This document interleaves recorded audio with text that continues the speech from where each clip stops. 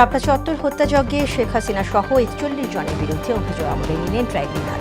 পলাতকদের বিরুদ্ধে পরোয়ানা। সংবিধান অনুযায়ী যথাসময়ে রাষ্ট্রপতি নির্বাচন, রংপুরে মির্জা ফখরুল।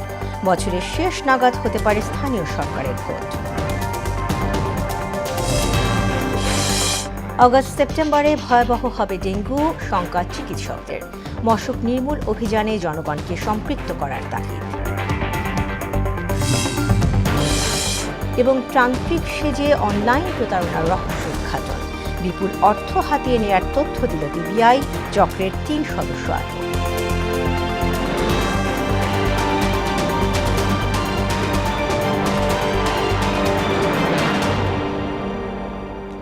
আসসালামু আলাইকুম, মোহনা সংবাদে সবাইকে স্বাগত। শুনছিলেন শিরোনাম, পুরো সংবাদে আছি আমি তাসমিয়া জেরিন। এবার বিস্তারিত। রাজধানীর মতিঝিলের শাপলা চত্বরে হেফাজতে ইসলামের সমাবেশ ঘিরে হত্যাযজ্ঞের ঘটনায় করা মানবতাবিরোধী অপরাধের মামলায় ক্ষমতাচ্যুত প্রধানমন্ত্রী শেখ হাসিনা সহ ৪১ জনের বিরুদ্ধে অভিযোগ আমলে নিয়েছেন আন্তর্জাতিক অপরাধ ট্রাইব্যুনাল। ট্রাইব্যুনাল ১-এর চেয়ারম্যান বিচারপতি মোহাম্মদ গোলাম মুর্তুজা মজুমদারের নেতৃত্বাধীন বিচারিক প্যানেল এই রায় দেন। এর আগে বেলা 11:15টায় আন্তর্জাতিক অপরাধ ট্রাইব্যুনালে এ অভিযোগ জমা দেন প্রসিকিউটররা। এ মামলায় সাবেক মন্ত্রী দীপু মনি, প্রতিমন্ত্রী শামসুল হক টুকু, অবসরপ্রাপ্ত মেজর জেনারেল জিয়াউল আহসান, সাংবাদিক ফারজানা রূপা, মোজাম্মেল বাবু সহ ৯ জন গ্রেফতার রয়েছেন। দর্শক, এই বিষয়ে আরও জানাতে আন্তর্জাতিক অপরাধ ট্রাইব্যুনাল থেকে যুক্ত হচ্ছেন সহকর্মী মুদাসির আলী। মুদাসির, শাপলা চত্বর হত্যাযজ্ঞ মামলায় বিচার শুরুর প্রক্রিয়া নিয়ে কি তথ্য আছে আপনার কাছে, আমাদেরকে জানাবেন।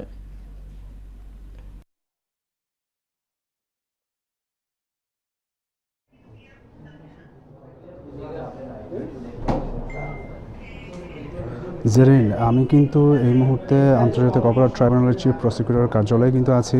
তিনি কিন্তু কিছুক্ষণের মধ্যে এখানে আসবেন এবং এখানে এসে কিন্তু শাপলা চত্বরে যে হত্যাযজ্ঞের বিষয়ে যে মামলা রয়েছে সেই মামলা সম্পর্কিত পরবর্তী যে বিচারিক কার্যক্রম রয়েছে সেই বিচারিক কার্যক্রম বিষয়ে কিন্তু তিনি তুলে ধরবেন। একই সঙ্গে যে তারা যে অভিযোগ দাখিল করেছেন সেখানে আরও বিস্তারিত কী কী আছেন সে বিষয়ে কিন্তু তুলে ধরবেন এবং পরবর্তী যে এই মামলার যে বিচারিক কার্যক্রমের যে পরবর্তী যে দিন ধার্য করেছেন বা করবেন বিচারপতি সে বিষয়েও কিন্তু তিনি এটা জানাবেন। তো যে বিষয়টি হচ্ছে যে যেমনটি জানেন যে এই মামলায় মোট আসামি কিন্তু ৪১ জন, যাদের মধ্যে 9 জন কিন্তু বর্তমানে কারাগারে আছেন। এর মধ্যে পলাতকদের বিরুদ্ধে কিন্তু গ্রেপ্তারি পরোয়ানা জারি করা হয়েছে। কয়েকদিন আগে কিন্তু চিফ প্রসিকিউটর মোহাম্মদ আমিনুল ইসলাম কিন্তু জানিয়েছিলেন যে এই ২৭ জুলাই কিন্তু এই শাপলা চত্বর হত্যাযজ্ঞ মামলার বিচারিক কার্যক্রম শুরু হবে এবং তারা কিন্তু তদন্ত প্রতিবেদন হাতে পেয়েছে এবং তদন্ত প্রতিবেদনে কিন্তু তিনি যেটি জানিয়েছেন যে এখানে কোন কোন আসামি রয়েছেন, কে আসামি রয়েছেন। শেখ হাসিনা তো আছেন বটেই, তৎকালীন যে স্বরাষ্ট্র প্রতিমন্ত্রী থেকে শুরু করে এবং কি সেনা কর্মকর্তা যে জিয়াউল আহসান তিনিও রয়েছেন। তার বিষয়েও কিন্তু একটি তথ্য তিনি জানিয়েছেন। তো আজকে কিন্তু সকালের দিকে যেমনটি জানেন যে অভিযোগ দাখিল করেছেন এবং কিছুক্ষণ আগে কিন্তু সে অভিযোগটি আমলে নেয়। তো এই আমলে নেওয়ার পরে কিন্তু পরবর্তী যে বিচারিক কার্যক্রম সে বিষয়ে কিন্তু একটি দিন ধার্য হওয়ার এবং একটি ঘোষণা হওয়ার বিষয়টি ব্যাপার রয়েছে। তো সেই বিষয়টি কিন্তু কিছুক্ষণের মধ্যেই জানা যাবে। আপাতত আন্তর্জাতিক অপরাধ ট্রাইব্যুনাল থেকে শাপলা চত্বর হত্যাযজ্ঞ বিষয়ে এই ছিল আমার কাছে বলার মতো তথ্য। জেরিন। মুদাসির, আপনাকে ধন্যবাদ। জাতীয় সংসদের সাউন্ড সিস্টেম প্রতিস্থাপন বিষয়ে উচ্চ পর্যায়ের এক সভা অনুষ্ঠিত হয়েছে। সকালে সংসদ ভবনের মন্ত্রিপরিষদ কক্ষে অনুষ্ঠিত সভায় উপস্থিত ছিলেন প্রধানমন্ত্রী ও সংসদ নেতা তারেক রহমান। এতে সভাপতিত্ব করেন জাতীয় সংসদের ভারপ্রাপ্ত স্পিকার ব্যারিস্টার কায়সার কামাল। বিরোধী দলীয় নেতা ডক্টর শফিকুর রহমানও এ সময় উপস্থিত ছিলেন। সংসদের বিদ্যমান সাউন্ড সিস্টেম প্রতিস্থাপনের লক্ষ্যে বিশ্বের আধুনিক প্রযুক্তি নির্ভর বিভিন্ন সাউন্ড সিস্টেম সম্পর্কে একটি বিস্তারিত পর্যবেক্ষণ তুলে ধরা হয়। সংবিধান অনুযায়ী যথাসময়ে রাষ্ট্রপতি নির্বাচন অনুষ্ঠিত হবে বলে জানিয়েছেন এলজিআরডি মন্ত্রী ও বিএনপি মহাসচিব মির্জা ফখরুল ইসলাম আলমগীর। তিনি বলেন, রাষ্ট্রপতি নির্বাচনে কাকে মনোনয়ন দেয়া হবে সে বিষয়ে দলই সিদ্ধান্ত নেবে। সকালে রংপুর মহানগরীর টার্মিনাল এলাকায় বিভাগীয় বিআরডিবি কার্যালয়ে উদ্বোধন শেষে এসব কথা বলেন মির্জা ফখরুল। এক প্রশ্নের জবাবে তিনি বলেন, চলতি বছরের শেষ অথবা 2027 সালের শুরুর দিকে স্থানীয় সরকার নির্বাচন অনুষ্ঠিত হবে। বিএনপিকে যারা ফ্যাসিবাদের দল বলে তাদের জ্ঞানের অভাব রয়েছে বলেও মন্তব্য করেন এলজিআরএ মন্ত্রী। সংবিধান অনুযায়ী যথাসময়ে রাষ্ট্রপতি নির্বাচন হবে এবং দল সিদ্ধান্ত নেবে কাকে সেখানে মনোনয়ন দেওয়া হবে। বিএনপিকে যারা ফ্যাসিবাদ বলেন তাদের হয় জ্ঞানের অভাব আছে অথবা তাদের মাইন্ডসেটটা এভাবে তৈরি হয়েছে। অগস্ট সেপ্টেম্বরে ডেঙ্গু পরিস্থিতি ভয়াবহ আকার ধারণ করতে পারে বলে মনে করছেন চিকিৎসকরা। এছাড়া হাম সংক্রমণের মধ্যেই এ রোগের প্রাদুর্ভাব বাড়ায় প্রয়োজন বাড়তি সতর্কতা। প্রতিটি এলাকায় জনগণকে সম্পৃক্ত করে মশার প্রজনন স্থল ধ্বংস করার তাগিদ দেন তারা। আরও জানাচ্ছেন উষা ফেরদৌস। ভাইরাসজনিত রোগের প্রাদুর্ভাব শুরুতেই থামাতে না পারলে তা ধীরে ধীরে জ্যামিতিক হারে বাড়তে থাকে। ডেঙ্গুর ক্ষেত্রে ঘটেছে ঠিক এই ঘটনা। 26 জুলাই পর্যন্ত চলতি বছর ডেঙ্গুতে মোট 43 জনের মৃত্যু হয়েছে। আক্রান্তদের বেশিরভাগেরই অভিযোগ সিটি কর্পোরেশনের ভূমিকা নিয়ে। কখনো মশার ওষুধ দেয় না, রাস্তাঘাট সব কিছুতে এত পরিমাণে ময়লা, যার কারণে এখন মশার উৎপাদন বেশি। আরও বৃষ্টি পড়তেছে, ডেঙ্গুর মশা অনেক বেশি। আমার ওখানে অনেক মশা, আমরা যেখানে থাকি মহাখালীতে থাকি আর কি, বাস টার্মিনালে, ওখানে অনেক মশা। দুরন্ত জ্বর 2 দিনের মাথায়, তখন আমি নিয়ে গেছি পরীক্ষা করতে, নিয়ে ওখানে পজিটিভ ধরা পড়ছে। বাংলাদেশে আগস্ট সেপ্টেম্বর অক্টোবর এই 3 মাসে ডেঙ্গুর ঝুঁকি সবচেয়ে বেশি। বর্ষায় এডিস মশার প্রজনন হয়, তাই এই মৌসুম পরবর্তী সময়ে ডেঙ্গুর প্রাদুর্ভাব অনেক বেড়ে যায়। জনগণকে সম্পৃক্ত করে সিটি কর্পোরেশন, পৌরসভা ও ইউনিয়ন পরিষদগুলোকে এডিস মশা নির্মূলে সমন্বিতভাবে কাজ করার তাগিদ দেন এই চিকিৎসক। পরামর্শ হচ্ছে আসলে ডেঙ্গুটা তো কাইন্ড অফ মানে আমাদের সামাজিকভাবেও হচ্ছে আমাদের কন্ট্রোল করতে হবে। কজ আমরা আমাদের ওয়াটার কন্ট্রোলটা করি না, আমাদের জমানো পানি থাকে, আমরা নিজেদের বিপদটা আসলে নিজেরাই ডেকে আনি। আমরা আসলে সাপোর্ট দিতে চাই যাদেরটা আসলে কন্ট্রোল হয় না, যাদেরটা আসলে কমপ্লিকেটেড ডেঙ্গুটা নিয়ে আসলে আমরা কাজ করি বেশি। এদিকে 15 মার্চ থেকে এখন পর্যন্ত হাম ও এর উপসর্গে শিশু মৃত্যুর সংখ্যা ছাড়িয়েছে 800। আক্রান্ত হয়েছে 1,39,000-এর বেশি। যেই বাচ্চারা অসুস্থ হবে ওই সাইনগুলো দেখলে যাতে তারাও কনসিয়াস থাকে, যাতে আমরা আমাদের বাচ্চাদেরকে একটু আলাদা রাখি, আমরা ওদেরকে খেলতে একটু না পাঠাই, যাতে অন্য বাচ্চাদের সেফ থাকে, আমাদের মধ্যে একটু গাফিলতি থাকে। হামের উপসর্গ দেখা দিলেই ডাক্তারের শরণাপন্ন হওয়ার পরামর্শ চিকিৎসকদের। উষা ফেরদৌস, মোহনা সংবাদ, ঢাকা। কিশোরগঞ্জের ভৈরবে বাজারের নামকরণ নিয়ে 2 গ্রামবাসীর সংঘর্ষে 1 জন নিহত হয়েছেন। এ সময় আহত হয়েছেন 15 জন। সকালে উপজেলার কালিকা প্রসাদ ইউনিয়নের আকবরনগর ও মিরারচর গ্রামের লোকজনের মধ্যে এই সংঘর্ষ হয়। আহতদের ভৈরব উপজেলা স্বাস্থ্য কমপ্লেক্সে এবং অন্যদের বিভিন্ন প্রাইভেট ক্লিনিকে চিকিৎসা নিচ্ছেন। খবর পেয়ে পুলিশ ঘটনাস্থলে পৌঁছে পরিস্থিতি নিয়ন্ত্রণে আনতে চেষ্টা করছে। এছাড়া ভৈরব কিশোরগঞ্জ আঞ্চলিক সড়কে যান চলাচল বন্ধ রয়েছে। তান্ত্রিক সেজে ফেসবুকে প্রতারণা চক্রের 3 সদস্যকে গ্রেফতার করেছে police bureau of investigation PBI. Digital footprint বিশ্লেষণের মাধ্যমে তাদেরকে শনাক্ত করা হয়। ফেসবুকে রহমত আলী কবিরাজ নামের আইডির মাধ্যমে কথিত এক তান্ত্রিকের সঙ্গে পরিচিত হন ভুক্তভোগী। স্বামীর পরকীয়া সম্পর্ক দূর করার প্রলোভন দেখিয়ে ওই তান্ত্রিক হাদিয়ার কথা বলে নগদ এবং বিকাশের মাধ্যমে অর্থ হাতিয়ে নেন। পরে ক্ষত সারিয়ে দেওয়ার আশ্বাস দিয়ে বিভিন্ন সময় বিকাশ এবং নগদের মাধ্যমে আরও টাকা আত্মসাৎ করেন। রাসায়নিক বিক্রিয়ার ভয় দেখিয়ে অর্থ আত্মসাৎ করে চক্রটি। বিকাশ এবং নগদ অ্যাকাউন্টে টাকা গ্রহণ করে লেয়ারিংয়ের মাধ্যমে একটা অ্যাকাউন্ট থেকে আর একটা অ্যাকাউন্টে নিয়ে যায়। এইভাবে শেষে তারা নিজেরা এই অ্যাকাউন্ট গ্রহণ, তারা নিজেরাই এই টাকাটা উত্তোলন করে এবং এই যে অ্যাকাউন্টগুলো যেগুলো ব্যবহার করে ওগুলো সব ভুয়া অ্যাকাউন্ট, বিভিন্ন ব্যক্তির নামে। আমরা তাদেরকে ধরতে সমর্থ হই। তহিদ মিয়া ওরফে কুয়েতের ছোট ভাই, তাকে আমরা নোয়াখালী থেকে গ্রেপ্তার করি। তার নাম হচ্ছে হাসান আলী। নিয়ম নীতি উপেক্ষা করে ফরিদপুর শহরে যত্রতত্র ব্যাঙের ছাতার মতো গজিয়ে উঠছে হাসপাতাল, ক্লিনিক ও ডায়াগনস্টিক সেন্টার। মজার ব্যাপার হলো, জেলার শীর্ষ চিকিৎসা সেবাদাতা প্রতিষ্ঠান ফরিদপুর মেডিকেল কলেজ হাসপাতালের পাশেই এসব অবৈধ প্রতিষ্ঠান গড়ে উঠলেও দেখার যেন কেউ নেই। চৌকস দালালের মাধ্যমে সুকৌশলে সরকারি হাসপাতালে সেবা প্রত্যাশী রোগী ভাগিয়ে এনে চলছে এগুলো কার্যক্রম। ফরিদপুর থেকে আশিস পোদ্দার বিমানের তথ্যচিত্রে বাকিটা জানাচ্ছেন ডলি বিনতে মনোয়ারা। স্বাস্থ্য বিভাগের নির্দেশনায় সরকারি হাসপাতালের ৩০০ গজের মধ্যে কোনো বেসরকারি হাসপাতাল, ক্লিনিক বা ডায়াগনস্টিক সেন্টার স্থাপনে নিষেধাজ্ঞা থাকলেও ফরিদপুর মেডিকেল কলেজ হাসপাতালের ২০ গজের মধ্যেই রয়েছে ডজন খানেক বেসরকারি ক্লিনিক, ডায়াগনস্টিক সেন্টার। দালাল চক্রের মাধ্যমে দূর দূরান্ত থেকে আসা মেডিকেল কলেজ হাসপাতালের চিকিৎসা প্রত্যাশীদের ভাগিয়ে নিয়ে চলছে তাদের কার্যক্রম। অভিযোগ আছে, নানা পরীক্ষার নামে এদের কাছ থেকে হাতিয়ে নেওয়া হয় বিপুল অর্থ। চিকিৎসকের বদলে অপারেশন করানো হয় নার্স, আয়া, ওয়ার্ড বয় দিয়ে। অ্যাপেন্ডিসাইটিসের জন্য এখানে আনা হয়েছিল, আনার পরে মানে অ্যাপেন্ডিসাইটিস অপারেশন করে না, অন্য অপারেশন করছে। আগে চেকআপ দেখেই তারা এখানে অপারেশন করেছে। অপারেশন করার পরে অ্যাপেন্ডিক্স পাই নাই, ফুটা করার পরে পেটে নাড়ি ভুঁড়ি কাটে ফেলছে। নাড়ি ভুঁড়ি কাটার পরে সে বিপদে পড়ছে, এই হসপিটাল থেকে অন্য জায়গায় পাঠিয়ে দিয়েছে। প্রশাসন মাঝে মধ্যে অভিযান চালিয়ে এদেরকে জরিমানা করলেও কিছুদিন পর আবারও একই ধারায় ফিরে আসে তারা। প্রাইভেট ক্লিনিকগুলোতে যে দুর্ঘটনাগুলো ঘটছে, এই দুর্ঘটনার কারণে আমাদের ফরিদপুরের স্বাস্থ্যসেবার মান নিয়ে নানান প্রশ্ন উত্থাপিত হয়েছে।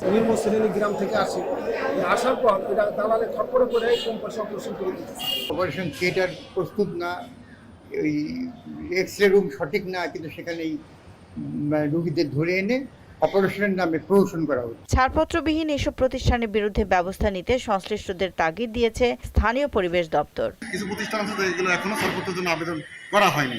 যারা আবেদন এখনো করে নাই তাদেরকে আমরা নোটিশ প্রদান করছি, তারা মোটিভেশন করতেছি, তাদের সাথে মত বিনিময় করতেছি, তাদের সবাই যাতে পরিবেশিত ছাড়পত্রের আওতায় আসে। আর অনুমোদনহীন প্রতিষ্ঠানের বিরুদ্ধে ব্যবস্থার আশ্বাস দিলেন এই কর্মকর্তারা। আমি ইতিমধ্যেই এটা জানার সাথে সাথে একটা তদন্ত কমিটি গঠন করেছি এবং সেই তদন্ত কমিটি তদন্ত করার পরে যারা এই বিষয়ে দোষী সাব্যস্ত হবে অবশ্যই তাদের বিরুদ্ধে যথাযথ ব্যবস্থা নেওয়া হবে। অভিযান পরিচালিত হচ্ছে, এটা আমাদের নিয়মিত কাজেরই অংশ এবং এই অভিযানে আমরা বেসরকারি ক্লিনিকগুলোর যে লুপহোলসগুলো আছে এগুলো ধরার চেষ্টা করছি এবং সেই অনুযায়ী ব্যবস্থা নিচ্ছি। সিভিল সার্জন কার্যালয়ের তথ্য মতে জেলা সদরের ১৭১টি হাসপাতাল, ক্লিনিক ও ডায়াগনস্টিক সেন্টারের ১৭টি অনুমোদনহীন। তবে প্রকৃত সংখ্যা অনেক বেশি বলে দাবি ওয়াকিবহাল মহলের। ডলি বিনতে মনোয়ারা, মোহনা সংবাদ। কুষ্টিয়ায় অবৈধভাবে গড়ে ওঠা ৩ শতাধিক রাইস মিলের কারণে চরম হুমকির মুখে পড়েছে পরিবেশ, জীববৈচিত্র্য এবং কৃষি। মিলের নির্গত কালো ধোঁয়ার উড়ন্ত ছায়ে এলাকা বাড়ছে শ্বাসকষ্ট সহ নানা রোগ। এছাড়াও মিলের বর্জ্যে অস্তিত্ব সংকটে রয়েছে ঐতিহাসিক জেকে ক্যানেল। মিলন খন্দকারের তথ্যচিত্রে জানাচ্ছেন মিশাল বিনতে আনোয়ার। কুষ্টিয়ায় অবৈধভাবে গড়ে উঠেছে ৩ শতাধিক রাইস মিল। সদর উপজেলার খাজানগর, কবুরহাট, কদমতলা কিংবা আইলচারার আকাশ জুড়ে শুধুই কালো ধোঁয়া আর বাতাসে উঠতে থাকা ছাইয়ের কণা। মিলের ছাই ও বিষাক্ত ধোঁয়ায় এলাকার শিশু ও বয়স্কদের মধ্যে মারাত্মক আকার ধারণ করেছে শ্বাসকষ্ট, ফুসফুসের রোগ এবং চর্মরোগ। এসব রাইস মিলের বর্জ্য গিয়ে পড়ছে জিকে ক্যানেলে। এতে মারাত্মক হুমকিতে পড়েছে কৃষিনির্ভর অর্থনীতি। বিষাক্ত পানি সেচের কাজে ব্যবহার করায় কমছে ধান ও অন্যান্য ফসলের উৎপাদন। স্থানীয়দের অভিযোগ, বারবার পরিবেশ অধিদপ্তরে জানিয়েও মিলছে না প্রতিকার। ছায়ের অতিষ্ঠে জনগণ আর বসবাসের অনুপযোগ্য হয়ে পড়ছে। ভাত রান্না করে থুইতে পারি না, তরকারি ধুয়ে থুইতে পারি না, ঘর ঝাড়ু দিয়ে আমরা বাড়িতে বাড়াইতে পারি না। বর্জ্য, তাদের এই যে গাছ, এগুলো সম্পূর্ণ এই ক্যানাল দেওয়া বাসা দিচ্ছে। ছায়ের কারণে বাচ্চারা চোখ মেলতে পারছে না, ঠান্ডার সমস্যা হয়ে যাচ্ছে, অ্যালার্জির সমস্যা হচ্ছে। রাত্রি তার মুখের ক্লিপটা ছেড়ে দিচ্ছে আর ছাই যা পরিমাণ বেরোন দরকার সব ওই দিক দিয়ে বের করে দিচ্ছে। সরকারিভাবে ইনস্ট্রাকশন আছে, বাট এটা ইমপ্লিমেন্ট নাই। পরিবেশ অধিদপ্তর থেকে যে লাইসেন্স প্রাপ্ত হয়েছে প্রতিষ্ঠানগুলি, এই লাইসেন্সের নিয়ম কানুনগুলি, অনুশাসনগুলি প্রত্যেকটা মেল মালিক মেনে চলুক। তবে পানি উন্নয়ন বোর্ড ও পরিবেশ অধিদপ্তর বলছে, নিয়ম ভাঙলে কাউকে ছাড় দেয়া হবে না। যে পরিমাণ বজ্র এইগুলোতে আসে, মিলগুলোতে আসে, সেই বিষয়ে আমি তাদেরকে পত্র প্রেরণ করছি যে এই ধরনের বজ্র ফেলে যদি খালের এই ধরনের বন্ধ করা হয় তাহলে তাদের বিরুদ্ধে আইনগত ব্যবস্থা গ্রহণ করা হবে। 50টির মতো ছাড়পত্র রয়েছে এবং 10টির মতো প্রতিষ্ঠানে কোনো ছাড়পত্র নেই। এদের মধ্যে যে প্রতিষ্ঠানগুলো দূষণ করছে এবং করার উপক্রম হয়েছে সেই প্রতিষ্ঠানগুলোর বিরুদ্ধে আমরা ব্যবস্থা গ্রহণ করেছি। যত্রতত্র গড়ে ওঠা অবৈধ রাইস মিল উচ্ছেদে কর্তৃপক্ষের কার্যকর পদক্ষেপ দেখতে চান ভুক্তভোগীরা।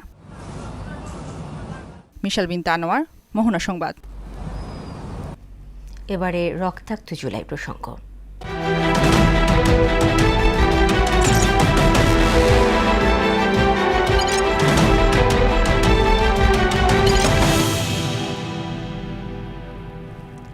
কোটা সংস্কার আন্দোলন দমনে 2024 সালের 18 জুলাই থেকে নৃশংসতার চূড়ান্ত অধ্যায় পা রাখে ফ্যাসিস্ট শেখ হাসিনা সরকার। 16 জুলাই থেকে শুরু হওয়া ছাত্র হত্যা দমন পীড়নের ধারাবাহিকতায় 27 জুলাই ডিবি হেফাজতে নেওয়া হয় নাহিদ ইসলাম সহ বৈষম্য বিরোধী আন্দোলনের 5 নেতাকে। এদিন টানা 5 দিন সারা দেশে ইন্টারনেট শাটডাউনের পর 28 জুলাই থেকে তা চালুর ঘোষণা দেন আইসিটি প্রতিমন্ত্রী জুনায়েদ আহমেদ পলক। জনপ্রশাসন প্রতিমন্ত্রী জানান 28 জুলাই অফিস খোলা থাকবে 9টা থেকে 3টা। এদিন ব্লক রেইডে 5 শতাধিক মানুষকে আটক করা হয়। নিহতের সংখ্যা ছাড়ায় 500। 27 জুলাই নিয়ে এমআর আসাদের বিশেষ প্রতিবেদন। 24-এর 18 জুলাই থেকে সারা দেশে ছাত্র হত্যা ও ব্যাপক ধরপাকড়ের জেরে গণবিক্ষোভের মুখে পড়ে ফ্যাসিস্ট হাসিনা সরকার। আন্দোলন ছড়িয়ে পড়ে দেশের প্রত্যন্ত অঞ্চলে। মানুষের দাবি আদায় সংগ্রাম বন্ধ করতে ইন্টারনেট শাটডাউন করা হয়। 27 জুলাই ইন্টারনেট চালুর ঘোষণা দিলেও হুমকি বন্ধ করেনি হাসিনা সরকার। ফেসবুক, টিকটক, ইনস্টাগ্রাম, ইউটিউব তাদেরকে শেষবারের মতো আমরা আসলে আমি বলবো যে হুঁশিয়ার করে দিতে চাই। এ সময় জারি করা হয় সান্ধ্য আইন। কারফিউর আড়ালে আইনশৃঙ্খলা বাহিনী ব্লক রেডের মাধ্যমে শুরু করে গণগ্রেফতার। থানায় অকথ্য নির্যাতন করা হয়েছে আমাদের উপরে, সারা রাত খাবার দেওয়া হয় নাই, না খেয়ে রাখা হয়েছে। এখন আবার রিমান্ড শুনানির জন্য আদালতে উঠানো হচ্ছে। 27 জুলাই আটক করা হয় আন্দোলনের আলোচিত মুখ নাহিদ ইসলাম সহ 5 নেতাকে। ডিবি হেফাজতে তাদের উপর নেমে আসে নির্যাতনের খড়গ, দেয়া হয় আন্দোলন বন্ধের চাপ। এরপরও থেমে থাকেনি বাংলার আপামর জনতার প্রতিরোধ। ফ্যাসিস্ট জুলুমের বিরুদ্ধে মুখ খুলতে থাকেন সর্বস্তরের মানুষ। কত হাজার মানুষ মাইরা লাইছেন, এটি সব আপনি বলানো কমপ্লিট আছে। প্রধানমন্ত্রী কি করবো? প্রধানমন্ত্রীর বড়টা আমি, আমার নাম রাশিদা। বিদেশে বাংলাদেশি মিশনগুলোতে প্রতিবাদ জানাতে শুরু করে প্রবাসী বাংলাদেশিরা। দেশে আন্দোলন দমনে হাসিনা সরকারের নিপীড়নের প্রতিবাদে সমাবেশ করেন তারা। আমাদের ট্যাক্সের টাকার হাত খায়, আবার আমাদেরকে খুন করে, আমাদেরকে কথা বলতে দেয় না। আন্দোলনের সমর্থনে রাজপথে নেমে আসেন সাধারণ মানুষ। নিজ সামর্থ্যের মধ্যে পাশে দাঁড়ান ছাত্র জনতার। রাজধানী সহ দেশের বিভিন্ন প্রান্তে গুরুত্বপূর্ণ স্থানের দখল নেয় ছাত্র জনতা। আন্দোলনকারীদের বিভ্রান্ত করতে আটক ছাত্র নেতাদের দিয়ে সাজানো বিবৃতি দেওয়ার নীলনকশা করে ফ্যাসিস্ট সরকার। কিন্তু তাতেও দমন করা যায়নি প্রতিরোধ সংগ্রামে নেমে পড়া ছাত্র জনতাকে। এমআর আসাদ, মোহনা সংবাদ।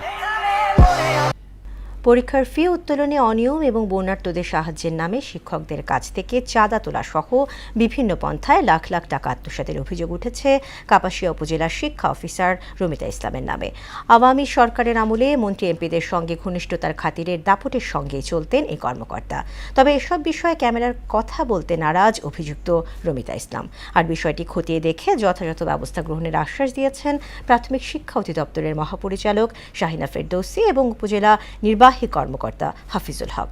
আলফাজ সরকারের পাঠানো তথ্যচিত্রে ডেস্ক রিপোর্ট।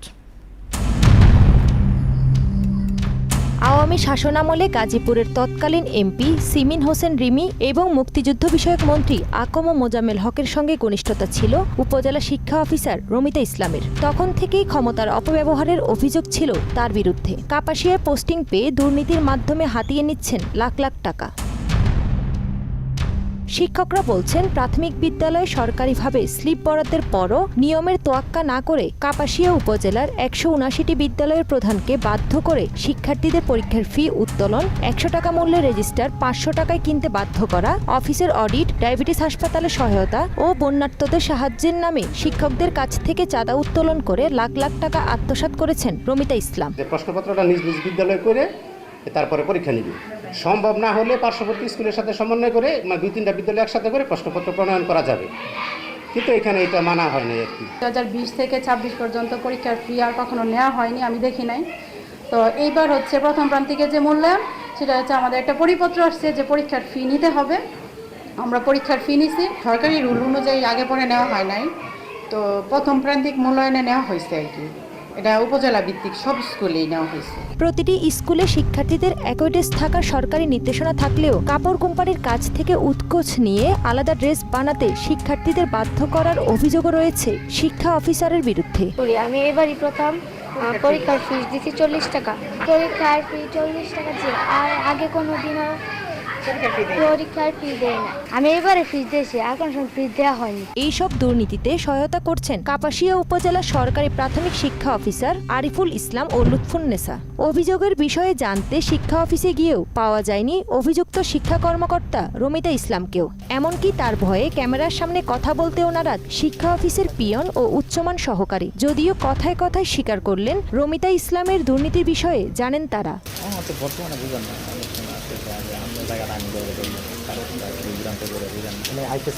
তবে মুঠোফোনের আলাপচারিতায় এইসব অভিযোগ মিথ্যা দাবি করেন রমিতা ইসলাম।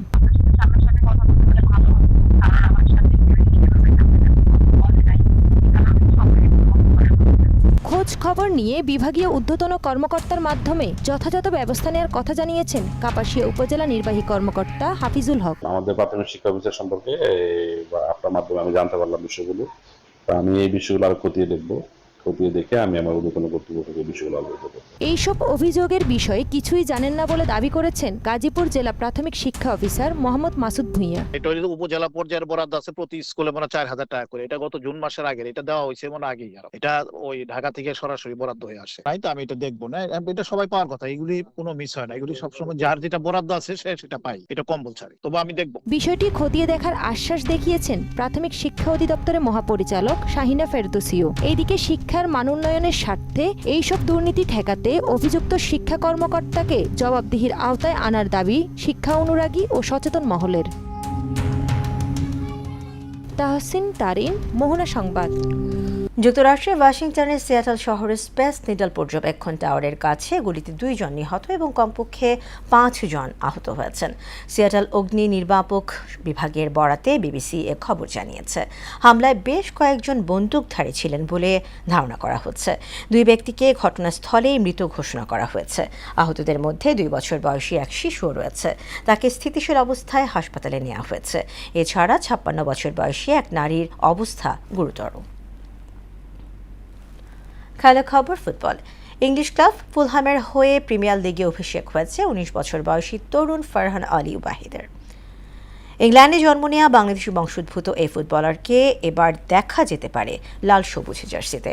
সবকিছু ঠিক থাকলে আগামী সেপ্টেম্বরের ফিফা উইন্ডোতেই তার আন্তর্জাতিক অভিষেক হতে পারে। নভেম্বরে ঢাকায় অনুষ্ঠেয় সাফ চ্যাম্পিয়নশিপেও তার খেলা অনেকটাই নিশ্চিত। ফারহানের জন্ম 2006 সালে 9 ডিসেম্বর ইংল্যান্ডে। তার সিলেটি বাবা মায়ের জন্ম সেখানে। সেই সূত্রে ফারহানকে বাংলাদেশের জার্সিতে খেলানোর চেষ্টা চালাচ্ছে বাফুফে। শেষ করব মোহনা সংবাদ, যাওয়ার আগে শিরোনামগুলো আরও একবার।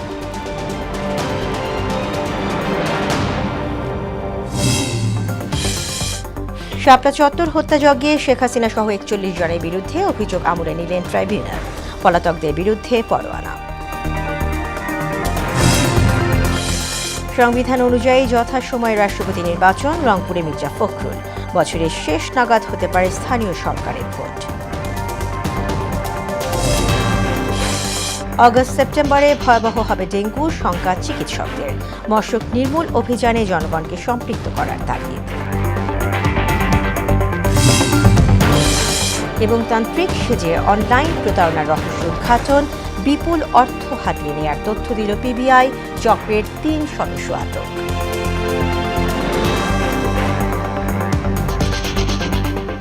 দর্শক, এই ছিল মোহনা সংবাদে। পরবর্তী সংবাদ বিকেল 5:30টায়। এর আগে বিকেল 3টায় দেখবেন সংবাদ এক নজরে। এছাড়া মোহনার সবশেষ খবর জানতে ভিজিট করুন www.mohana.tv। সংবাদ দেখতে পারেন আমাদের ফেসবুক পেজ ও ইউটিউবেও। এতক্ষণ সঙ্গে থাকার জন্য ধন্যবাদ।